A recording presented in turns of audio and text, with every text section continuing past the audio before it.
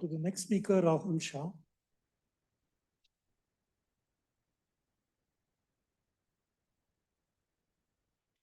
Yeah, so I want to discuss how, sorry.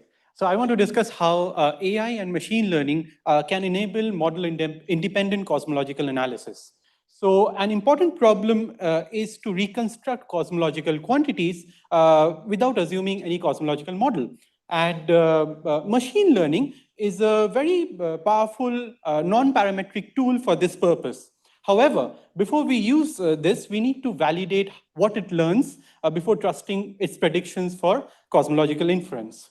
So we demonstrate this with Ladder. So Ladder is a LSTM-based deep learning framework, which is trained on the Pantheon supernovae dataset. So instead of training on individual data points, it learns on local covariance-aware chunks of the data. So the network is able to predict not just mean values, but also its corresponding uncertainties. But predictive performance is not enough. So we did some physical validity tests on the reconstruction, namely, I'm already out of time. So namely, whether the reconstruction is smooth, whether it's monotonic, and how robust it is to the injection of noise. So once you calibrate Ladder, it opens up scope for a number of cosmological applications. One of them is to check for consistency between supernovae and bow distance measures.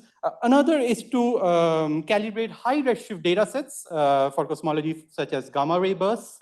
And also it can be used as a model-independent mock data generator for upcoming supernovae and gravitational wave observations.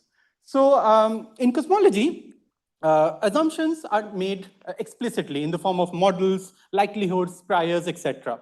Machine learning does not remove those assumptions. It simply hides those assumptions behind model architectures, hyperparameters, and loss functions. So the lesson is not that AI replaces physics. The lesson is physical validations becomes more important and not less when you use machine learning applications in cosmological problems.